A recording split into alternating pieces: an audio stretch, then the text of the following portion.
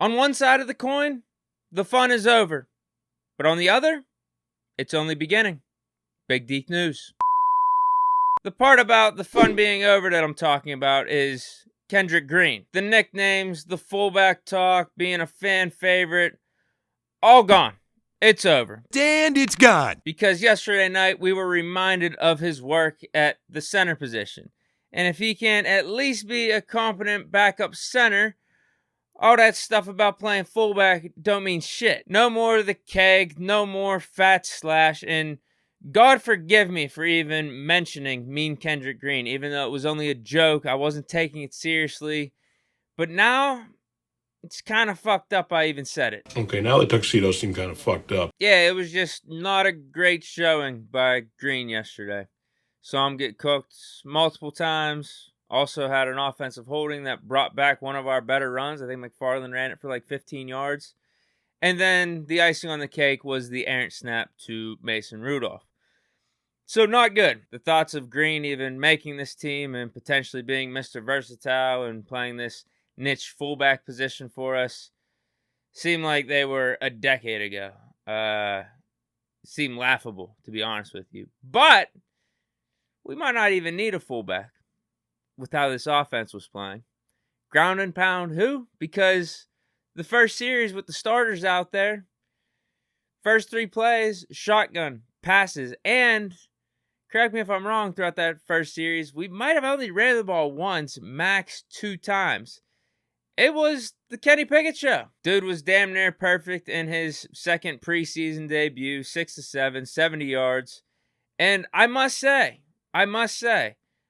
I kind of hit the nail on the head with some of my calls or things that I needed to see in this game. And one of them was for Pickett to look surgical, look like he was the leader of this team, that he's ready to make this year 2 jump.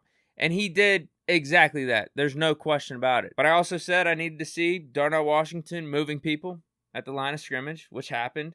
Broderick Jones to dominate. All right, maybe he didn't dominate, but I think he looked good. A Calvin Austin splash play. We got multiple. Couple good jet sweeps, and then the 70-yard bomb from Mason to Calvin.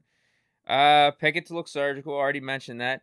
JPJ to not get cooked. He didn't even play, so you can't get cooked if you can't play. And then some additional hope or additional reason for optimism with this inside linebacker core. And I think we got to see that from 3 people. Quan Alexander balled out, looked like his Pro Bowl version of himself. Mark Robinson, and then I liked what I saw from Nick Wachowski. Unfortunately, he got banged up, had to leave with a shoulder injury. Overall, I'm kind of jumping all over the place here. Just really liked our performance last night. We got the dub 27-17. It was convincing, but the offense looked really solid with the first team. Not only Pickett, but you had Deontay Johnson, 3 targets, 3 catches, didn't put the ball on the ground. Also, made dudes miss. But my favorite thing, and I mentioned this in one of the clips that I dropped yesterday, was that when the play broke down, Pickett had to escape the pocket. He came back to help his quarterback. Like, you don't want your receivers just standing around, putting their hand up like, yeah, pass me the ball. No, he actually came back to the quarterback, helped out Pickett. We were able to keep the chains moving because I believe that was on a 3rd down. And then George Pickens, what was cool about his touchdown was he didn't have to make a death-defying catch or anything. It was just a normal slant. Pickett hit the pass on the money. Pickens made a couple defenders miss, and voila, made it look easier, and it was a 30-yard touchdown, and we go up 7-0 early in the game. But outside of the starters, other players on offense worth mentioning, Anthony McFarland. He got limited work, only 3 carries, 18 yards, but got that touchdown. Made the little juke move, and there was no chance in hell any of those Tampa Bay defenders were catching up to him. It looks like he is solidly our RB3. I don't even think it's a competition going forward. And, in fact, maybe he's carving out his own little niche, like being a Darren Sproles for us. Because typically when you're RB3 on the depth chart, you're not getting snaps. You're not getting out there in the regular season. But because of McFarland's speed and that element he brings to the table that Jaylen Warren and Najee Harris doesn't have, maybe we'll see him a fair amount when week 1 rolls around, or just, as the season goes on and whatnot. But also, let's give some props to the guy who made the throw to Calvin Austin, Mason Rudolph. Didn't look bad out there. Actually, stat line could have been better if Cody White didn't drop that wide open pass that hit his hands, would have been like a 10, 11-yard gain. But yeah, I thought Mason looked fine.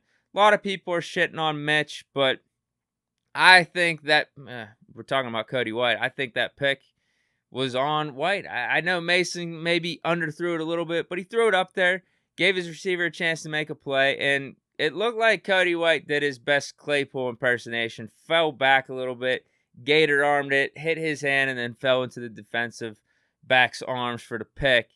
So, yeah, I wouldn't put that solely on Mason. I will admit he didn't look sharp out there in general, but now people are trying to bring up a quarterback 2 competition between Mitch and Mason. Get out of here. Mitch is QB2. Mason's QB3. And I don't even think that's a question either. Tanner Morgan did not impress at all. But then, guys, on defense, I wanted to bring up, I already mentioned some of those inside linebackers. Keanu Benton, DeMarvin Leal, we're doing some things on that defensive line.